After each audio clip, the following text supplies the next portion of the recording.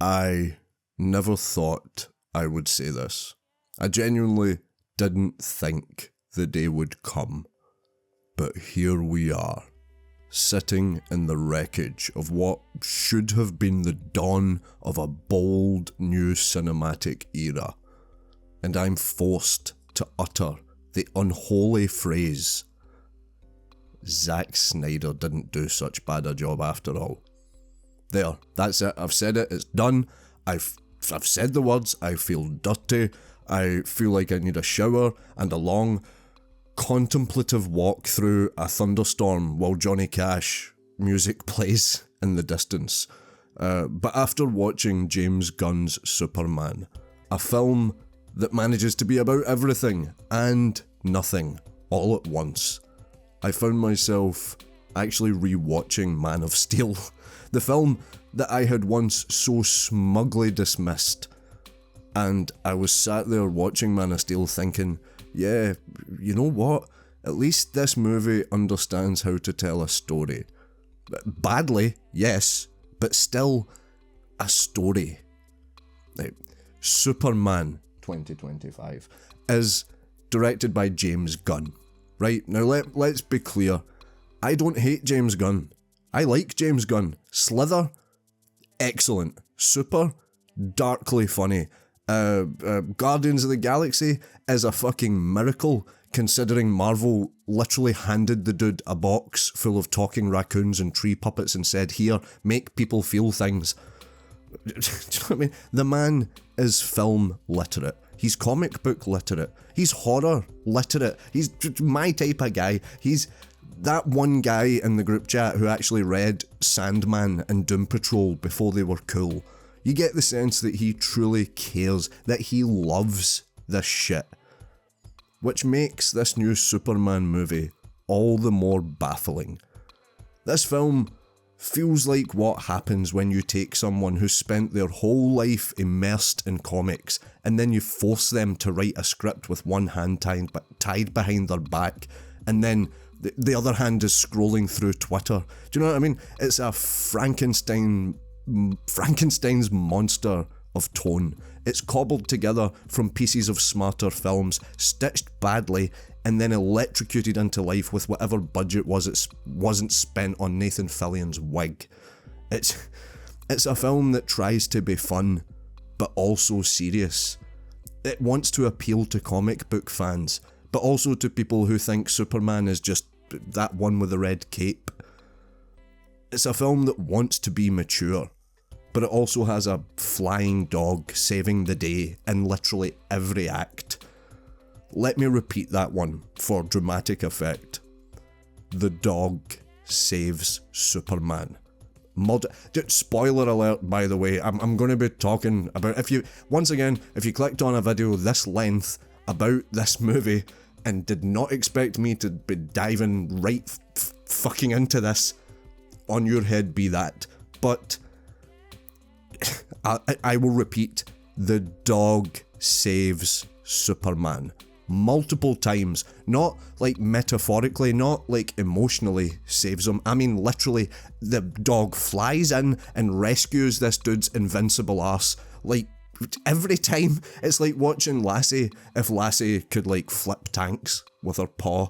And look, if you're 7 years old, maybe that's charming, right? But if you're over the age of wetting the bed, then this whole thing starts to feel like a fucking fever dream designed by someone whose main goal was not to tell a compelling Superman story, but rather to plant enough narrative seeds which he could then harvest a decade's worth of spin-offs from.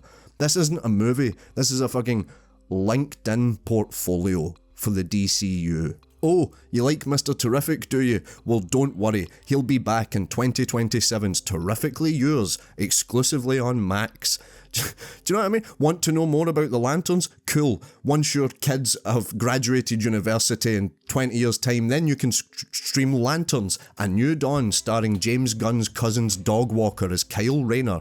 Do you know what I mean? This isn't world building. This is a PowerPoint presentation, and as storytelling, I use the word storytelling very liberally, But it's a PowerPoint presentation. It's PowerPoint presentation storytelling. There you go. Fucking, I got there, I did it. The film doesn't breathe. It doesn't allow you to breathe. It exhales corporate synergy and it inhales just shared universe mandates. Superman barely gets a chance to do any Supermaning because every other fucking scene is dedicated to reminding you, the audience, that there is a bigger picture here. Don't worry if this doesn't make sense right now. Just wait 3 years for the Hawk Girl Origins prequel series to explain it to you.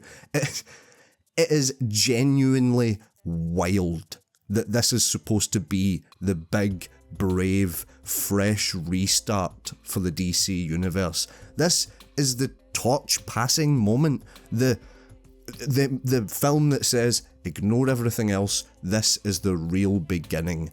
Do you know what I mean? And yet somehow, it feels more confused and narratively self-sabotaging than anything that came before it. Anything. I include... Do you know what I mean? I include Zack Snyder's Justice League, Batman vs Superman, anything. I walked out of that cinema dazed. Mrs. Reaper looked down at her smartwatch, right? Once we got out the cinema, she checked her smartwatch and she discovered that the smartwatch thought she had been asleep for the last hour. Not because she didn't fall asleep during the movie, no. She was wide awake. It's just that her brainwaves had slowed down so dramatically, so profoundly had her body just stopped working in response to the film's pacing that the Apple Watch presumed that she had slipped into a coma. Do you know what I mean? And you know what? Fair enough. I actually envied her that state. I did. The movie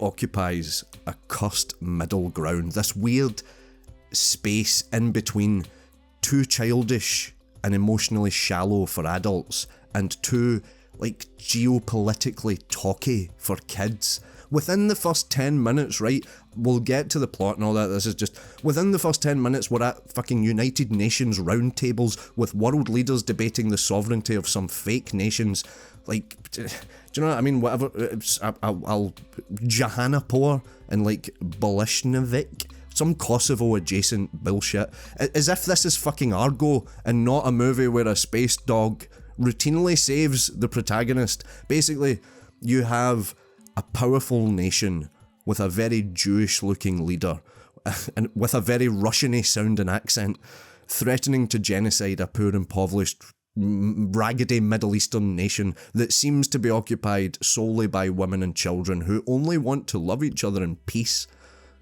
Do you get it? Do you get the subtext?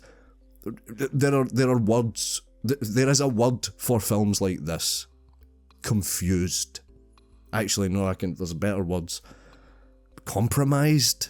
Compromised is a bit crowbarred. It's all, I'm just doing C words. How about, like, market? Tested, that's 2 words.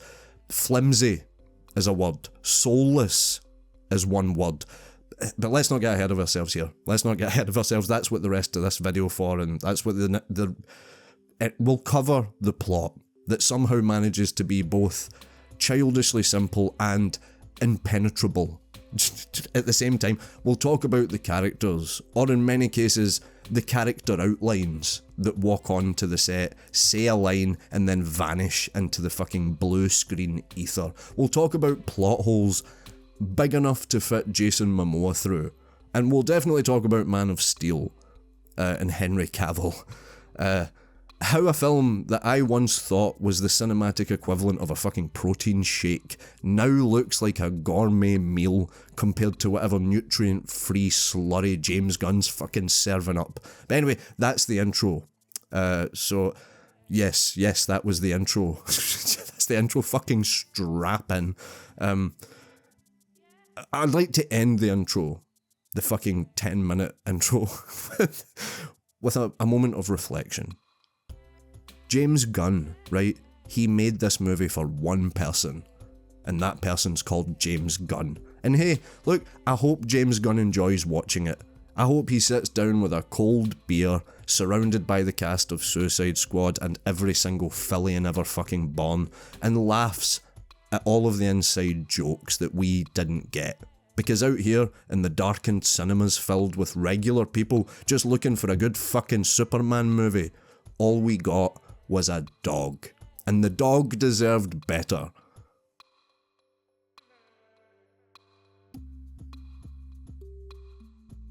To understand how we got here, how we ended up sitting slack-jawed in a cinema while Superman got saved by his dog for the third time in an hour, let's rewind. Back to a simpler time. A more innocent time. The year 2022. The air is thick with hope. The Snyderverse has collapsed under the weight of its own grayscale brooding.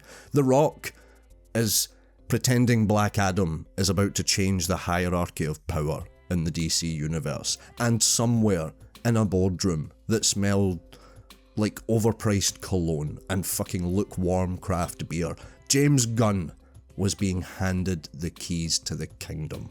But first, Black Adam, right?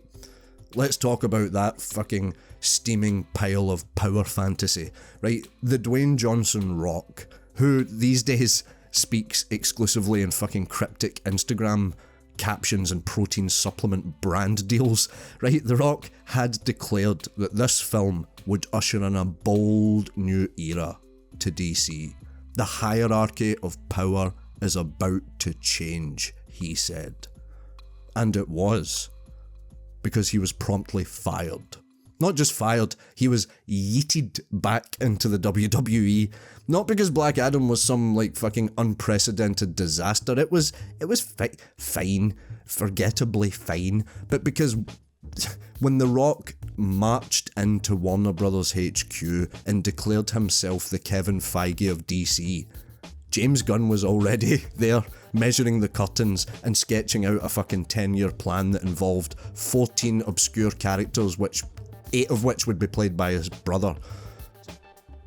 And so The Rock, having failed to remake the DCU in his own shiny, flexy, veiny image, was swiftly benched. Black Adam 2 was cancelled. Cavill unceremoniously dumped. And in his place rose a new era. The Gunverse TM. Now, I wasn't immediately against this. Like I said in the intro, James Gunn has a decent track record. Guardians of the Galaxy should not have worked, yet it did. The Suicide Squad is basically just Deadpool for DC, but it has flair. The man has chops. He understands comic books in the same way that Tarantino understood blockbuster video. Obsessively, unhealthily, and with total and utter devotion.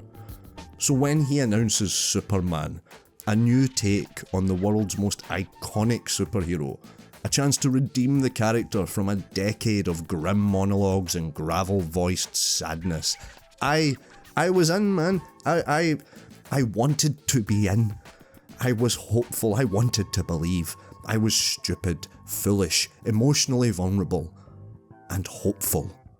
And then the red flags started to appear. First there was the casting. David Consweet, I don't know, fuck knows. He's fine, no complaints. I have no complaints about him. He's tall, he's square-jawed, he's handsome in that sort of fucking corn-fed Iowa way. He looks like Superman. He looks like what you would get if you ordered a Henry Cavill Superman from Etsy. Do you know what I mean? Which is fine. A solid choice. But then you've got fucking the likes of Nathan Fillion as Guy Gardner. We will get more into the cast, but Nathan Fillion, the role of Guy Gardner, right? It requires aggressive, unfiltered testosterone. Not like fucking smug barista energy. Do you know what I mean? Why was Nathan Fillion cast in this role? Why? Because he's besties with James Gunn. So of course he was fucking cast. Then there's James Gunn's brother, Sean Gunn. Once again, inexplicably cast in a big role in a major fucking blockbuster film. This time he's been cast as Maxwell Lord. Why? Because nepotism is the true face of this Justice League. At this rate, I fully expect to see James Gunn's dentist playing Martian Manhunter and his childhood babysitter as Poison Ivy. He's not building a cinematic universe, he's building a retirement fund for his inner circle. Think Adam Sandler, right? Adam Sandler managed to fucking play Hollywood for fools. He played the studio for fools, and he managed to parlay his Saturday Night Live fame into like movies that cost $50 million to make and are mostly improvised, and they consist mainly of Adam Sandler, and a beautiful actress in an exotic, beautiful part of the world, surrounded by his friends and his frat bros, all being paid to go abroad and goof off and have a laugh on camera with supermodels and their childhood acting heroes. It's a grift.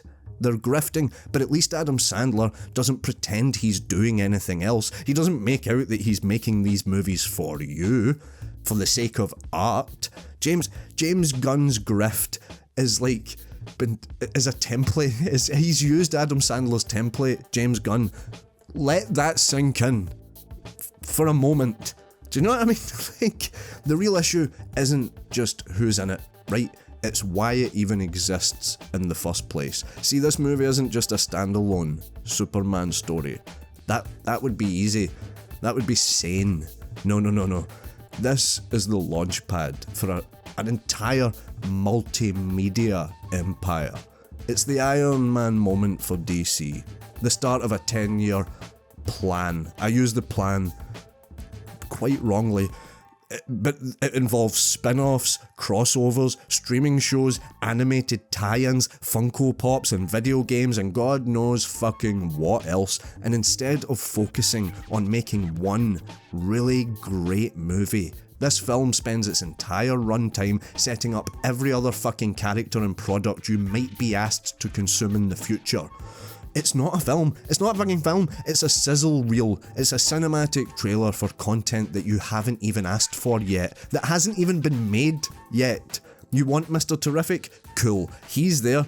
No context, no setup, just vibes and a cool name. You like Hawk Girl? Well, she's here too. She's screeching, she's vaguely angry, and mostly just fucking background noise. Oh, and Supergirl, you like Supergirl? Well, she shows up and then immediately fucking pieces out. Superman, when she leaves, she literally walks in like a sitcom character and goes, "Hi everyone," and then leaves, and Superman says to his little fucking robot friend, "Oh, she's away to get drunk on an alien planet. She's away to party on an alien planet." Tune in next time to learn more, folks. Do you know what I mean? Don't forget Krypto the fucking dog, the true protagonist and the emotional anchor of this movie, because if Superman's not going to save the day, someone has to, right? Let's not pretend any of this is normal, right? You cannot start a cinematic universe by introducing 11 new characters in a single film and giving them all less development than a fucking TikTok. It doesn't work. It has never worked. Even Marvel had the decency to drip feed superheroes to us one at a time before they started smashing them all together like children playing with action figures. Instead, James Gunn has opted for a narrative free-for-all sort of thing. Do you know what I mean? Where every scene feels like it's a pilot episode for a show that doesn't even exist yet.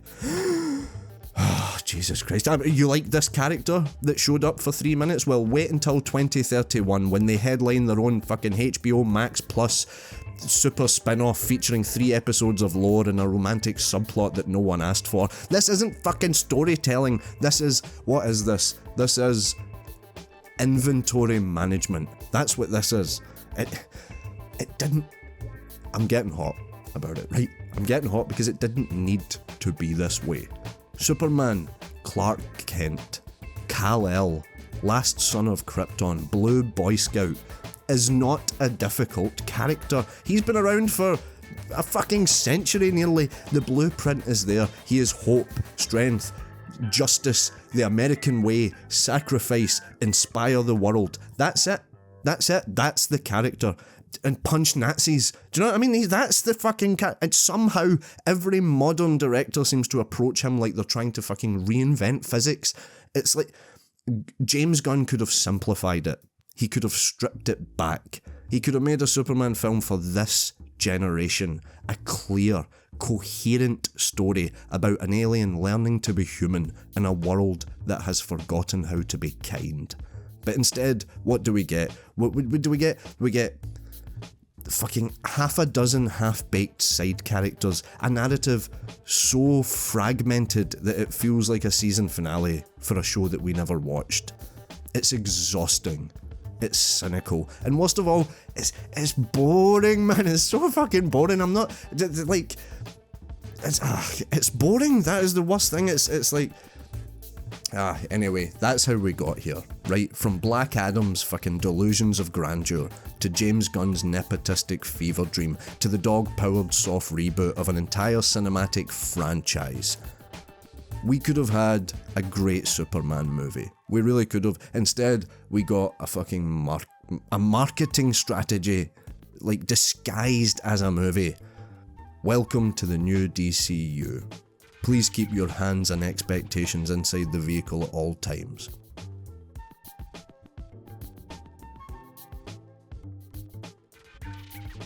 Oh, alright, let's try to make sense of this fucking thing. Right, look, I'll be honest, calling this section the plot feels a bit optimistic. We'll call it... If you asked me to summarise the story of this film without sounding like I had just had a stroke after a week-long coke binge, I would have a hard time. I would have, but fine, let's fucking do it. Let's do it, right? We open on Superman. Sort of. I mean, I say sort of because our introduction to the titular character, he's the symbol of hope, the icon of American mythology, the walking embodiment of strength and moral clarity, is not triumphant. It's not a heroic introduction, no.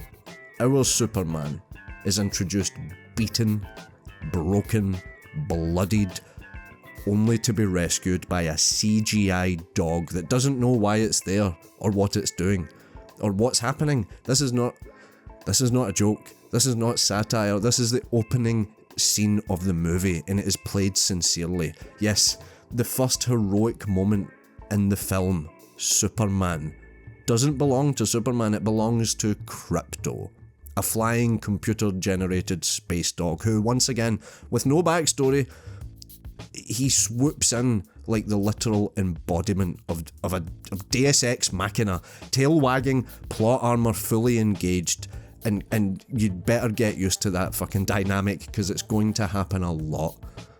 From here, I said from here and there at the same time. Here and there. From there, the movie lurches forward with all the grace of a fucking wounded hippo, right? We're introduced to an uneasy global climate. Some fake nations are posturing at the UN, debating foreign policy and sovereignty issues. Do you know what I mean? Jahanapur, I think, is one of them. And then the other one's like Russian, is it Bolshevik or something like that? Bolshevik. Fictional countries that sound like fucking IKEA shelving units. And you don't need to be Douglas Murray to take a wild stab in the dark at who these nations are stand-ins for. Within 10 minutes, we're in full-blown political thriller territory, complete with war rooms, tactical briefings, and serious white men in suits saying things like global destabilization. You know, the stuff children love for the kids. So the tone is immediately schizophrenic. You've got Saturday morning cartoon energy in one scene, complete with doggy sidekick and awkward punchlines, like non-jokes. Do you know what I mean? And then you go from there to being fucking neck deep in from the river to the sea, Jahanapur will be free. Do you know what I mean? Who is this movie for? Is this a political allegory for teenagers? Is it a slapstick family film about fascism? What the fuck? Is this Paw Patrol with geopolitics? Anyway, enter Lex Luthor. And no, not the terrifying genius industrialist that you remember from the comics if you read the comics. This is Lex Tate. A petulant Krypto bro. Andrew Tate coded man baby. is what he is. His master plan seems to involve ranting about Superman on live streams, between trolling people on Twitter and selling fucking self-help courses to incels, no doubt. Do you know what I mean? He's angry that Superman exists because Superman makes humans look bad and weak, and like not Sigma enough or some shit. So he decides Superman has to go. His plan, who cares, man? Who cares? Something Phantom Zone, something clones, something Israel. Honestly, I've already forgotten most of it. It doesn't matter. You don't need to know. Just know that Krypto the dog swoops in to fucking save the day at the end. He'll fix it. And meanwhile, Clark Kent, right, is trying to live out his best double life. He's working at the Daily Planet with Lois Lane. Lois Lane, incidentally, spends the film playing fucking passive-aggressive relationship chess with him for some reason.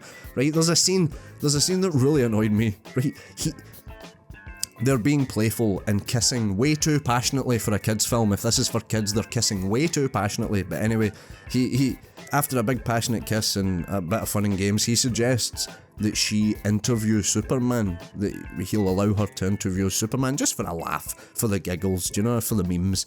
So she takes that as an opportunity to grill the fuck out him like he's a corrupt senator, and she full on starts an argument with him, and it's not like, oh, there's two sides to every story. No, we saw this whole situation play out from start to finish, and she was a total bitch. She was. Later on, right, I'm jumping here, but fucking, I'm on Lois Lane, so but like later on, he confesses his love to Lois Lane, right, before the big final battle, and she responds to him saying I love you with a stare that could fucking curdle milk. Like, do you know what I mean? Only after the battle is won and he has saved the day and her future is secure does she finally say I love you too. Like, she's cashing in an emotional coupon at the exact moment of maximum self-interest.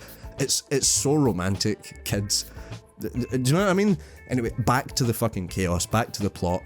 So Superman gets defeated again, this time by Lex. I'm not going to go pure deep into details about the plot, I'm just giving you a basic sort of fucking through line. So Superman, blah blah blah, Ultraman, some bullshit, he gets defeated by Lex. Lex gets into the fucking Fortress of Solitude. Superman is defeated. Lex sticks him in a prison cell, and they go into fucking the Phantom Zone. I don't think they call it that. So he's in the cell, and this time he is saved by Metamorpho. Superman is saved. He's weak and helpless, and he's saved by Metamorpho, who is in this movie solely as a plot device. The actor is playing the role like it's a fucking cartoon character. A boring cartoon character, mind you, but a cartoon character anyway. Superman spends more time being rescued than he does doing anything else, really. It's now, traditionally speaking, this would be a problem in a Superman movie, but apparently not here. Do you know what I mean? Like, here, being constantly saved and repeatedly bested is part of his charm. Apparently this Superman's charm. He's humble, you see. He's just a humble guy, and he's vulnerable. He's vulnerable, he's grounded, he's soft, and what better way to prove that than by making him fall on his arse twice in the first hour. Then there's the Justice Gang, right? The Justice Gang.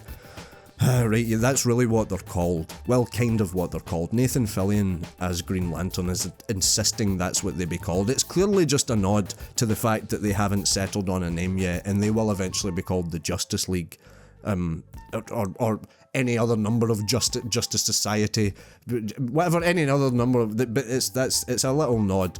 They have a Hall of Justice already, by the way. There's a Hall of Justice like being built that they are all sitting in, even though Superman is not in the team yet. There's no Batman to speak of, no Wonder Woman.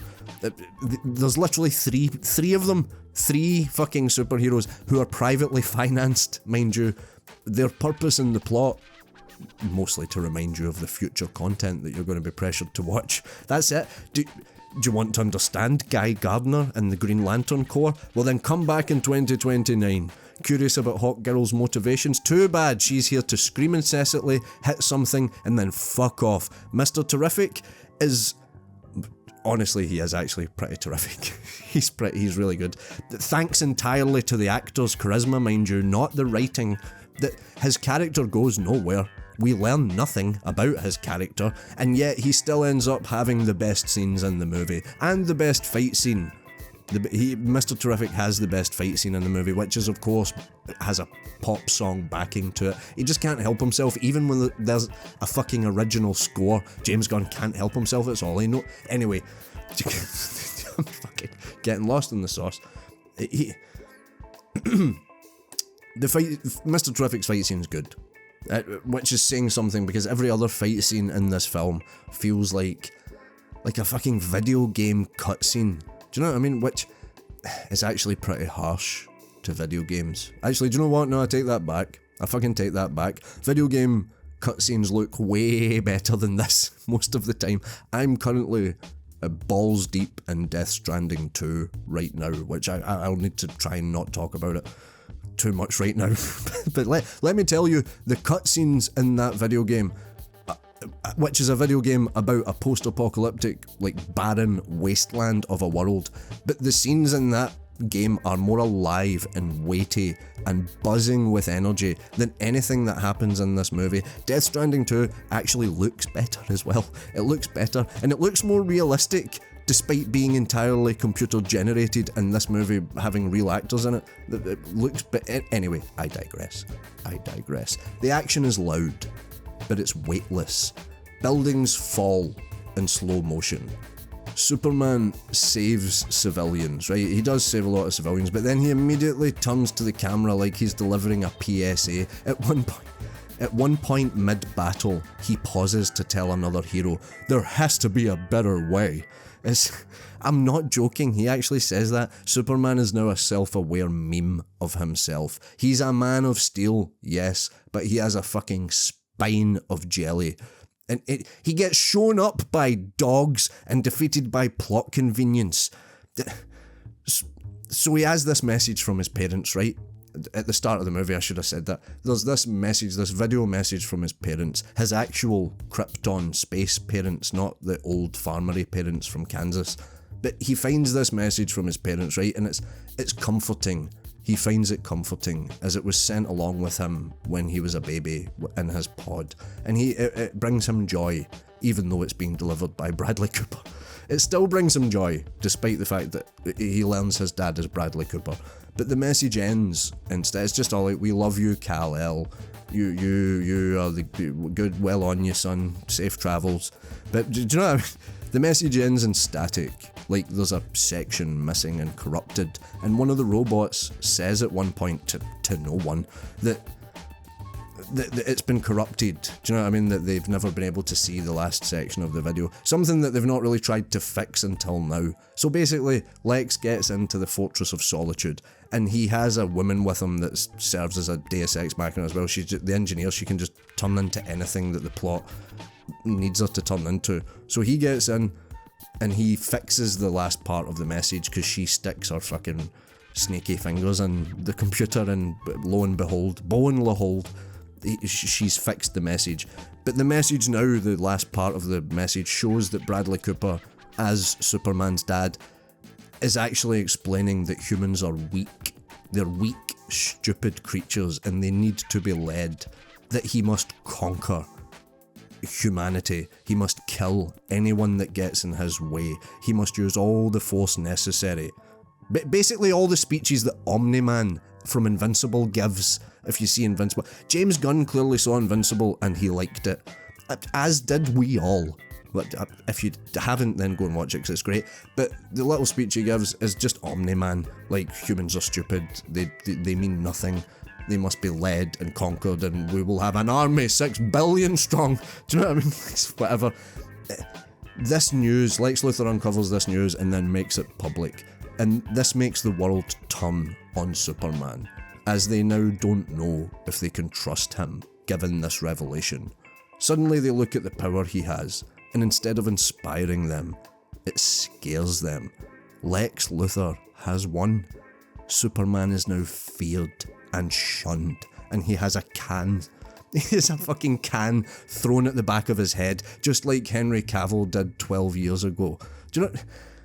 Everything culminates in a big climactic showdown where, surprise, Superman is getting his fucking ass handed to him by a clone of himself, no less. A literal fucking clone of himself fucking smacks him around and breaks his back, makes him humble, and then fucks his ass.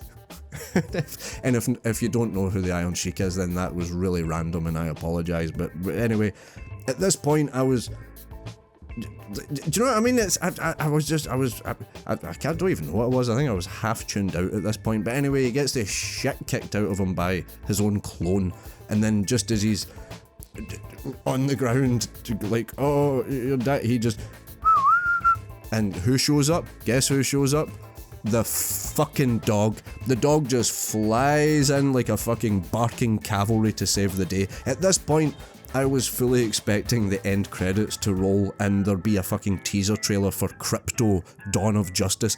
Fuck.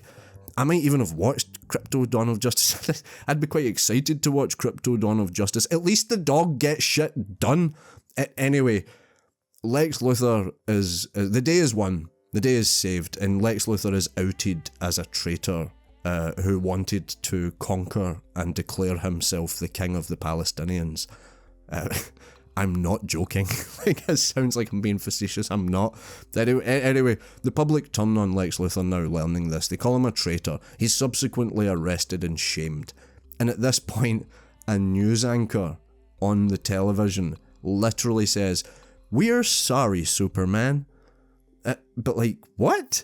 What? How does Lex being a bad guy stop Superman from being a threat? What? One doesn't excuse the other. Superman is absolved and forgiven because what? Because there's a worse guy in Metropolis? Like, make it make sense.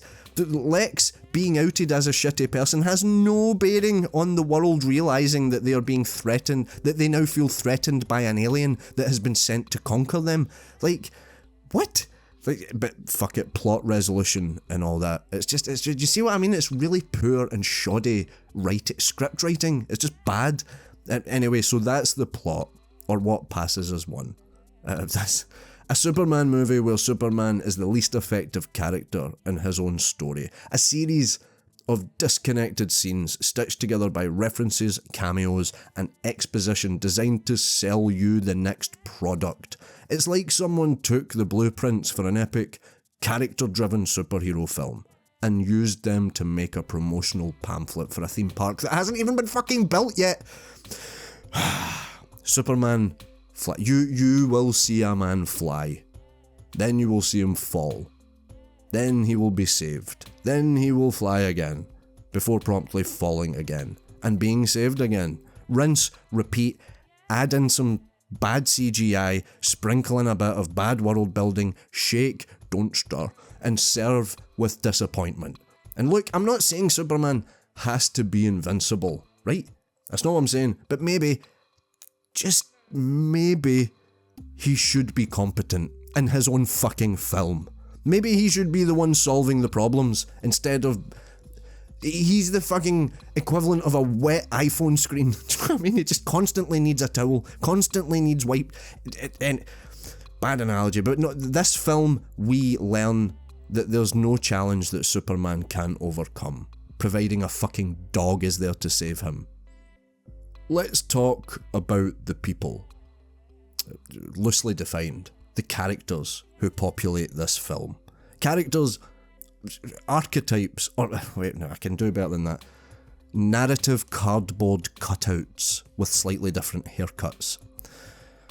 Because if there's one thing James Gunn's Superman absolutely does not do, it's introduce anyone properly. We don't get any character arcs. Well, the dog gets one, kinda, but no person gets a character arc. Nobody has any, like, real motivation.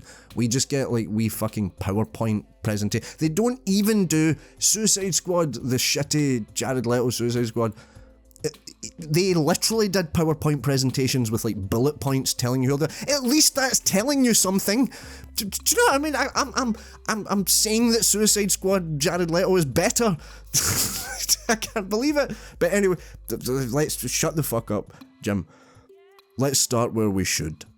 Clark Kent, Superman, right? Played by David Corn Sweat. Corn Sweat. Corn Sweat, whatever. Credit where credit is due.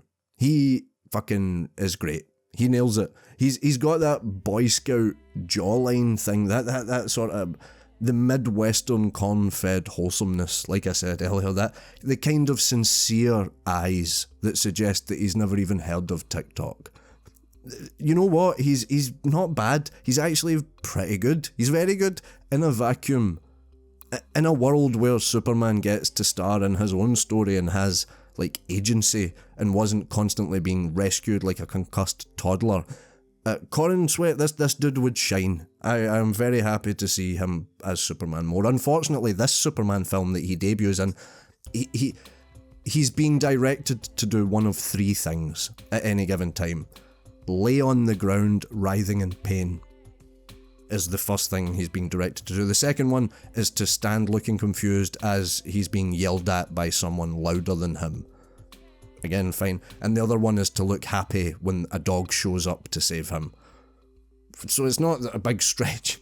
This is supposed to be the most powerful being on Earth. The guy who can move mountains, split atoms with his eyeballs, and morally guilt-trip intergalactic despots with a single speech. Instead, he's just there. He's just there. He's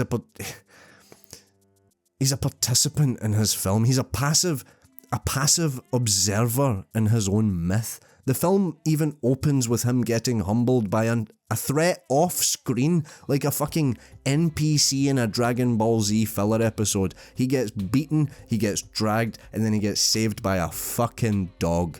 I feel like I'm saying that a lot, but that's the only way I can get across to you just how many fucking times it happens. It's just dog heroism the whole way from start to finish. It's just dog heroics. Next up, Lois Lane.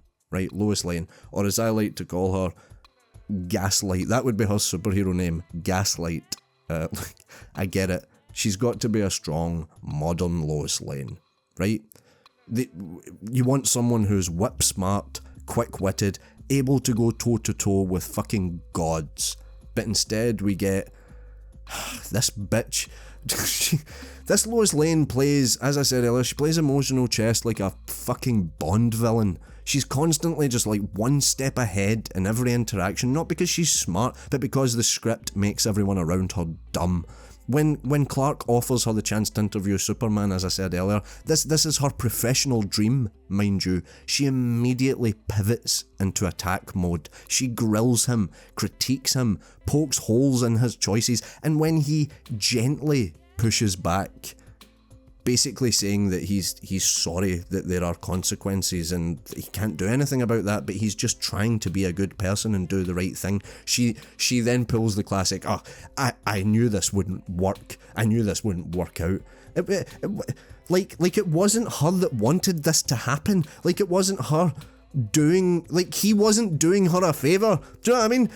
She says it like he had anything to do with the fucking situation turning sour. She then basically tells him to fuck off and not as many words, and when he does, she says as he's leaving, like, I'm not very good at relationships. Then there's the scene where he confesses his love, as I said earlier as well, right before heading into what could very well be his final battle. He tells her he loves her. Do you know what I mean? Like in his head, he could be about to die. It's heroic, it's vulnerable, it's risky. And what does she do? She stares at him like he just fucking farted. She says nothing, only when he's saved the world and everything is... Well, he's saved the world. Krypto, he was there as Krypto saved the world, but only after the dog has saved the world and everything is safe again does she finally respond at the end with, oh, by the way, I love you too. But how many fucking red flags is this woman gonna wave? Andrew Tate would have a fucking field day with this bitch. This isn't romance, this is like relationship terrorism. You know what I mean? In fact, while we're on the subject of Andrew Tate, meet Lex Luthor. Oh dear. Nicholas Hoult, who is normally a fine actor, right? Nicholas Hoult turns in a performance here that can only be described as unmedicated Reddit troll. This is not Lex Luthor the genius. This is not Lex Luthor the master manipulator, the cold-hearted futurist who sees Superman as a threat to human sovereignty. No! This Lex is a screeching man-child with Krypto bro energy who clearly watches Andrew Tate clips before bed and thinks real men don't say thank you to service industry workers. Do you know what I mean? Those pricks, that kind of prick. He rants, he paces, he foams at the mouth, he has all the menace of a fucking podcast host who's been banned from Twitter. You know what I mean? There's no gravitas, no intellect, no real intellect being displayed. He's not threatening, he's cringy and embarrassing. If you told me that this Lex Luthor made his fortune by selling NFT courses on YouTube and promoting pyramid schemes to incels, I would believe you. Fuck. Jesus, that would have been better character development than whatever this fucking performance is. That would have been better if that was who he actually was in the script. Anyway, honestly, it's fucking wild that we're still waiting for a definitive Lex Luthor on the big screen. How has no one cracked this character? It's not hard. Go and read literally any comic from the last 30 years and boom, there he is. He's complex, strategic, and he's fucking terrifying. Trying to convey how gangster this dude is in the comics. He's so gangster, yet we keep getting Lexes that range from fucking Mark Zuckerberg on with rabies to confused grandparents to fucking Andrew Tate now. This one's no different. It's just another swing and another miss. Mr. Terrific, right? I say it on the other hand, Mr. Terrific is great. He is a bright spot. And I say that fully aware that the script gives him almost nothing to do. But the actor, Eddie Gathegi, he brings a sense of calm, competence, and charisma to the role. He's full of charisma. He's the only character who feels like he belongs in this superhero movie rather than in a cutscene from Injustice 3.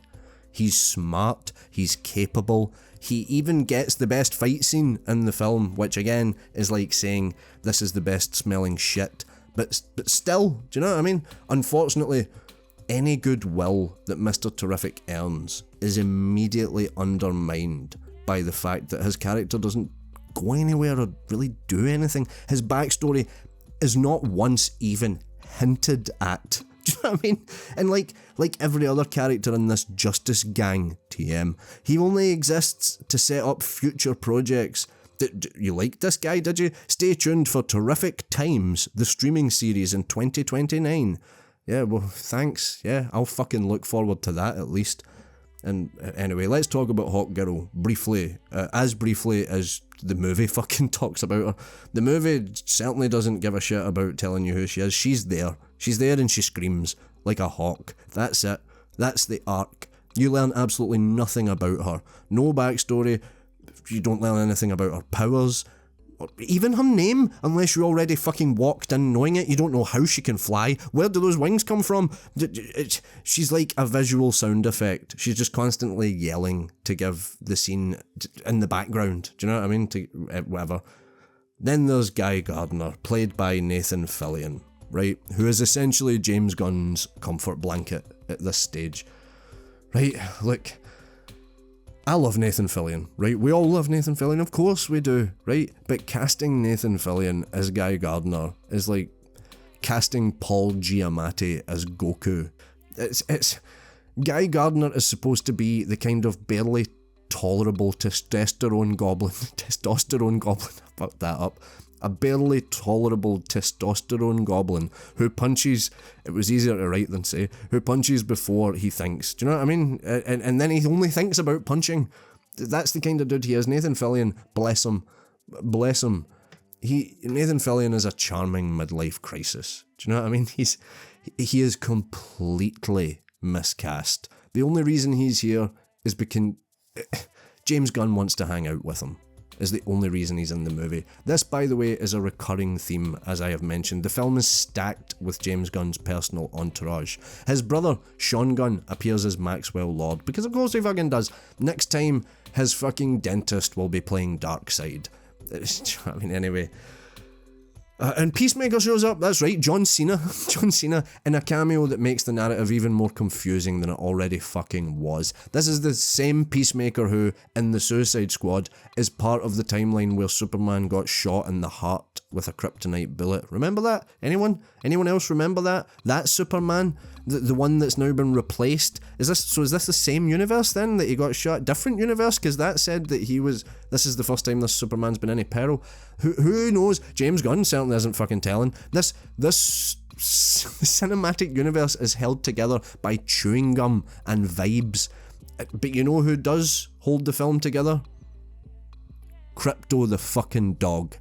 He's brilliant. Anyway, this canine is the real fucking MVP of this movie. Every major threat, Krypto handles it. Every time Superman is down, out, Krypto soars in like an autistic airbud and saves the day. If you cut out every human character and just had the dog running around drooling and solving all the problems and fighting aliens, the runtime would be about 35 minutes long, and it would be better for it. He is the only one with a clear arc. He has reliable timing and any real sense of purpose in this film. Honestly, this movie shouldn't be called Superman, it should be called fucking Krypto and Friend. If you are a moviegoer who enjoys things like continuity, character motivation, or basic cause and effect, congratulations. You officially have more structural integrity than this fucking film. James Gunn's Superman is not so much a story as it is a high-budget improv session with a billion-dollar backdrop. There are scenes in it, there are characters, sometimes things even happen in a sequence that vaguely resembles progression. But once you start thinking about anything that happened for more than 11 seconds, the entire framework crumbles like it was built out of fucking Costco cake. Let's start with the Green Lantern problem, because yes, there's a Green Lantern in this movie. I think I may have mentioned he's played by Nathan Fillion, and anyway, Guy Gardner, right? Looking very like a janitor, and he's here on Earth, right? He has a Green Lantern ring, and he's here on Earth. What's he doing here on Earth, exactly? Good question. You see, in DC lore, the Green Lanterns are part of a cosmic intergalactic police force operated by the Guardians of Oa, right? Their job is to maintain peace across the universe with the power of will. It sounds impressive until you remember that one of them just spent half the movie playing quippy backup dancer to a fucking billionaire who's financing him. Why is Guy Gardner a literal galactic enforcer just hanging out on Earth doing Maxwell Lord surveillance and giving drive-by insults? More importantly, who sent him here? Did the Guardians approve of this behaviour? Are we seriously just letting one of the universe's most powerful weapons be personally financed by Maxwell Lord? Be part of a private military, essentially. This is a Green Lantern, a walking embodiment of intergalactic law, and yet he's here on Earth acting like he works part-time for fucking TMZ, right? There is a scene that takes place in the Phantom Zone, right? It shows Lex Luthor is using monkeys, like interdimensional space monkeys, to like troll Superman online and sow disharmony. But like, we have bots in this world today, not like sci-fi magical comic book universe, but in real life we actually have bots that can do that, like better than monkeys could, I would imagine. So why couldn't he just use like bots? What are the monkeys all about? Because monkeys are funny. That's for the kids and fucking logic. Do you know what I mean? Speaking of Lex, his motivations are, we call it fluid. His motivations are fluid. We are told he hates Superman because Superman is an alien and represents a threat to mankind. Fine. That's consistent with the comics, absolutely. But if you are really that threatened by off-worlders, why are you cool with a literal alien military force using Earth as their dumping ground for weirdos in green suits with stupid haircuts? The Green Lantern has literally been sent to Earth to enact a form of force on the people of Earth, forcing them to be good, mind you, but still force. Guy Gardner is literally all of the things in this film. He is all of the things that the world falls out with Superman for potentially being, but it's cool because he's Nathan Fillion. Like, why do they have no issue with Hawkgirl, who is also an alien? Do you know what I mean? She's also armed, and she looks a bit and sounds and acts very unhinged, very aggressive, very non-emotional, except when she's screeching like a fucking banshee. But why is no one concerned about Metamorpho, a chemically unstable shapeshifter with the personality of a depressed kitchen sponge? Do you know what I mean? If Lex Luthor is such a fucking super smart, super genius, why does his whole plan to defeat Superman rest on the goodwill of a shape-shifting human who he has imprisoned himself and who has a vendetta against him, and he's threatening to murder his CGI baby, and that's what his plan rests on? Of course he's gonna fucking turn on him. Do you know what I mean? Lex Luthor doesn't hate aliens, he hates Superman. Specifically. Why? Because he has to. Because branding the comics. Anyway, let's talk about the Justice Gang. You would think that a proto-Justice League would have at least have a bit of team cohesion, but nope. No. They show up, they don't explain who they are, they don't explain why they're here, they don't even get fucking name cards, because the film assumes that if you don't know who they are, then that's your fucking fault, you fool. We live in a world where every piece of furniture that was ever in a Star Wars movie gets its own fucking spin-off series and a 20-hour lore explainer on YouTube. But this movie, Metamorpho shows up, breaks shit, grunts, says silly, like, comical fucking lines, like, is not a serious character, and then he leaves. No setup, he has a CGI baby that he clearly cares about as well, but there's no backstory, nothing. Right. Perfect example. When we left the cinema, I asked the good lady Reaper, who is an intelligent woman, right? Despite her choice in husbands. She is an intelligent woman. I asked her if, coming out of the film, did she have any idea who Metamorpho was? She said no. I asked if she knew what, like, his powers were, how he got his powers. She said no. I asked if she knew what he could do, really, like, beyond what he did. She said no. I asked if she understood whether he was a human or an alien. She said she did not. I asked if she knew what Hawkgirl was. Like, was Hawkgirl an alien? She said she didn't know. I asked if she had any sense from the movie who the Lantern Corps are or how the Lantern Ring works. She said no. I asked if she even cared, but she wasn't there anymore. She had already walked away. Then there's the recurring plot device of Superman being saved, right? Again and again and again and again. If you told me that the theme of this film was even Superman needs help sometimes, I'd tell you to open your window and fucking jump out of it. Just the message doesn't land. It's not inspiring. It's insulting. Throughout the film, right, that I can remember, Superman was saved by Krypto the dog multiple times, right? He is saved by Mr. Terrific's tech on at least one occasion. He is saved by the Justice Gang, TM, on at least one occasion. He's saved by a robot on at least one occasion. It's like, at no point does he solve anything himself. There is no clever workaround, no show of grit or strength, no triumphant haha moment where he outsmarts the villain. He basically is just a fucking crash test dummy in a red cape waiting to be rescued by his fucking dog. Even the final battle, the final big fucking Act 3 final battle ends with Superman being outmatched and rescued again. That's not a character arc. That's how the movie started. That's a loop. That's the video game equivalent of dying at the same checkpoint fucking like 10 times in a row while your AI companion just finishes the mission for you. Do you know what I mean? Like, side note, right? Side note. There's a scene where his helper robot dies, like the fucking, like all emotionally and sad, like the Brachiosaurus in Jurassic Park, right? It's all sad and pathetic and emotional, and it's laying there, right, with holding Superman's hand. It's a robot. It's laying there holding Superman's hand, and it's like Superman's holding it in his arms. I don't think he cries, but he may as well be crying. The soundtrack soars, right, as this like emotionally heavy moment sits there, and I'm just sitting there in the cinema thinking, what? Just put some new batteries in it. It's a fucking machine. Do you know what I mean? It's your remote control for the television. Why are you trying to like cheat an emotional reaction out of Superman's fucking laptop dying? And a laptop that we were only introduced to like 20 minutes ago. Do you know what I mean? Do you think we care? This isn't fucking C3PO that people have invested in for 30 years. It's a fucking laptop. That's a remote control. And it's like, oh no, he's dead. And then guess what happens later on? He gets a new one. He bought a new one. Do you know what I mean? Like, what the fuck? Anyway, I digress. While we're here, let's talk about Lois Lane's logic, right?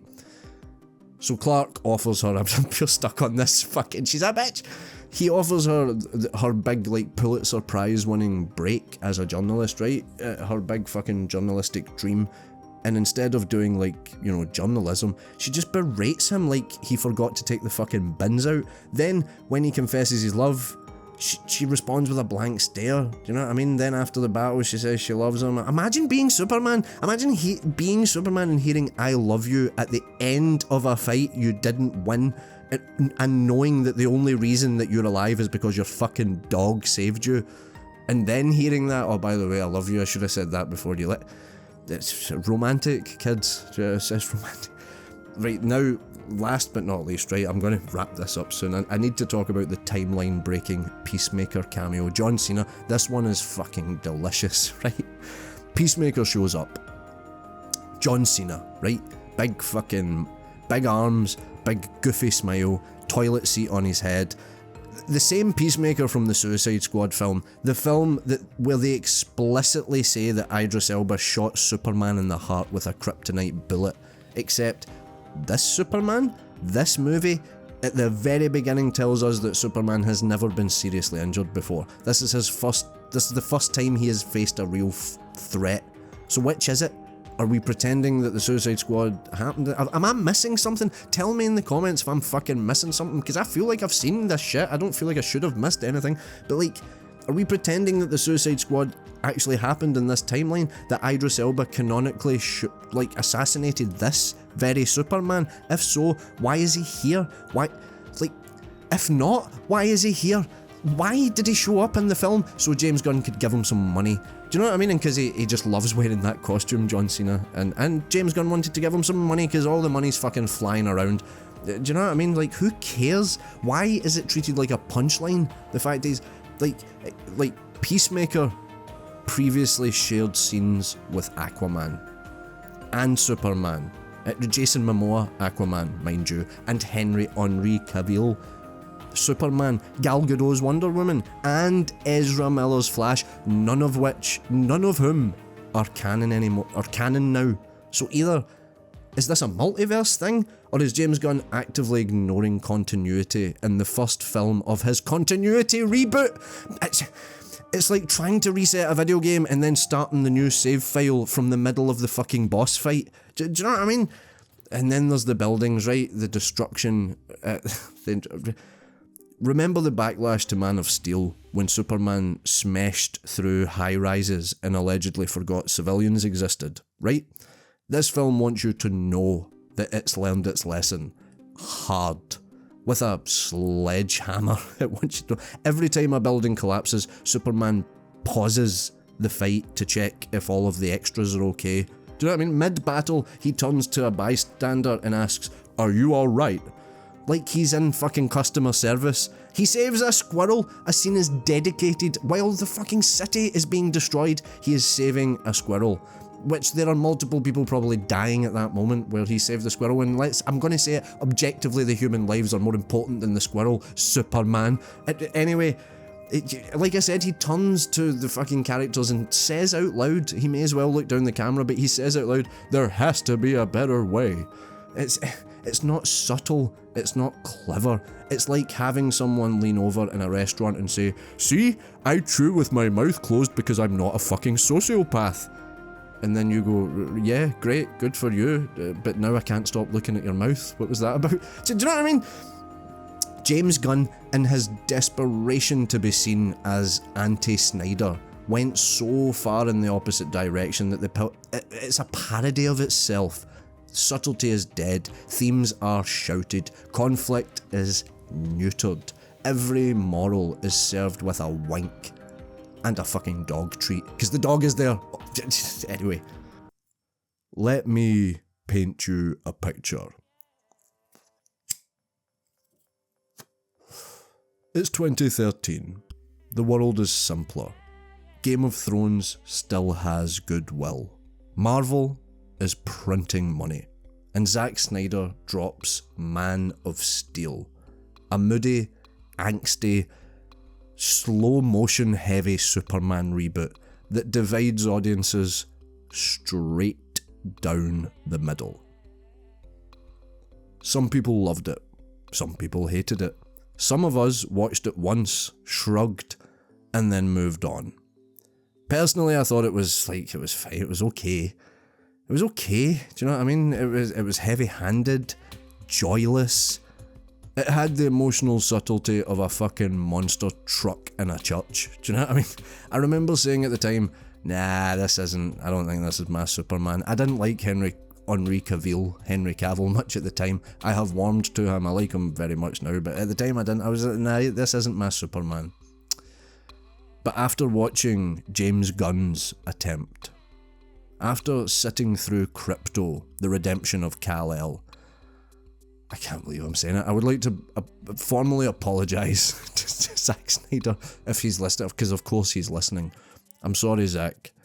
Man of Steel might have been a mess, but it was a mess with conviction. It had tone. It had a visual language. Do you know what I mean? An aesthetic. It had characters who made decisions. Sometimes baffling, sometimes morally grey, but decisions nonetheless. And this part is crucial, right? In Man of Steel, Superman actually got to be Superman. He got to be Superman. Let's do a bit of compare and contrast quickly before we go, right? In Man of Steel, Superman is introduced alone, isolated, haunted by his origin. He makes mistakes, big ones. By the end, he's destroying cities and snapping necks. He has to live with the consequences of his actions. Is it perfect? No. Is it thematically coherent? Yes. Yes, it is. You might not like it, it might be wrong, but it's coherent. In Gunn's film, Superman is introduced like being thrown around like a fucking chew toy while his dog and sidekicks do all of the actual saving. He is repeatedly defeated. He's barely present in the climax, and he spends more time looking confused than heroic. This is not a character, this is a mascot, right? Like, Man of Steel, for all its flaws, right? It has a point of view. It might be a bleak one, sure, but it asks questions. How would humanity react to a god? How do you choose between two worlds? What does it mean to sacrifice your peace for the safety of others? Superman 2025, on the other hand, has all the thematic weight of a fucking lunchbox. It wants you to feel things all the time. It's trying to, it just doesn't know, it doesn't understand how to make you feel things. It really wants you to. But anyway, let's talk about the visuals. The CGI is better in Man of Steel. I've said it, there you go, it's 12 years old and it looks better. It just does. Overall, the film looks like Man of Steel, I'm talking about, Snyder's film, looks like, it looked like a muddy perfume advert. Do you know what I mean? Shot through a thunderstorm. Every frame was soaked in grime and grandeur. Do you know what I mean? You could argue that it was too dark. You could, too stylized. But at least it had aesthetic discipline. It went for something, it shot. Do you know what I mean? It did, and you have to respect that. James Gunn's Superman 2025. On the other hand, it looks like a fucking TV pilot that was filmed on the set of Supergirl. Do you know what I mean? With just enough budget to keep Nathan Fillion's wig in place. The CGI is shiny, it's weightless, it's emotionally dead. Do you know what I mean? There's no reason they couldn't have used a real dog. For the amount of time the fucking dog shows up, they could have just used a real dog. How hard? Have you seen Frasier? Have you seen what that fucking dog can do on Frasier? Like, you could get a real dog. But it's just soulless. It feels like a fucking PlayStation 5 cutscene with the controller unplugged. I say with the controller unplugged. Fucking 90s kid. With the fucking... It's like a fucking PlayStation 5 cutscene with the controller switched off. I say with the controller switched off because if the controller was switched on, PlayStation 5 has something called haptic feedback, which would make it infinitely more interesting than this film is. Any cutscene in any video game would be more interesting with haptic feedback. But anyway, it's the point. Then there's the tone, right? Man of Steel is serious to a fault, but it took its subject matter seriously. It treated Superman like a mythical figure, flawed, tragic, powerful. Superman 2025. It's like someone tried to fucking write the Iron Giant, but replaced all of the emotional beats with dog-related slapstick and quippy side characters who won't shut the fuck up about things that don't matter. And again, it has to be said, Superman in Zack Snyder's film is actually the protagonist. He moves the plot forward, right? He fights the villain. He is the one learning. He is the one growing. He is the one making the hard calls. He is the one sacrificing in James Gunn's Superman 2025. However, Superman is just a guy that things happen to. Do you know what I mean? He gets saved. He gets yelled at. He reacts, but he never leads. He never drives the plot forward. He never commands anything or anyone. He never feels like the lead character in his own fucking film. And I hate that this is the comparison we're forced to make. Because they're not even the same genre at this point. Man of Steel is a mythological tragedy wrapped in some schlocky sci-fi. Superman 2025 is a high-budget Saturday morning cartoon show with a morality clause written by a fucking HR department. Do you know what I mean? But this is the world we live in now. A world where Superman is afraid to take up space in his own movie. I'm not going for the woke Superman thing that a lot of people are clinging to. I don't think it's that bad. The Israel-Palestine stuff is pretty heavy-handed. But like, I didn't perceive the film as being like, or Superman as the character as being woke. I don't agree with that. But I mean, the Israel-Palestine stuff is pretty. But Zack Snyder, right? The point is, Zack Snyder, who once made a fucking 3-hour Batman and Superman film where they're literally beefing over who beats up people the correct way. Do you know what I mean? Zack Snyder is starting to look like the grown-up in the room. I can't believe I'm fucking saying it. I'll say more after rewatching Man of Steel. Like, rewatching Man of Steel after watching James Gunn's Superman is like a fucking cleansing experience. It truly is. Yes, it is overdramatic. Yes, the dialogue sounds like a fucking motivational posters. Yes, it's trying to make Superman tragic instead of inspiring. It's trying to turn Superman into Batman. But it is cinema.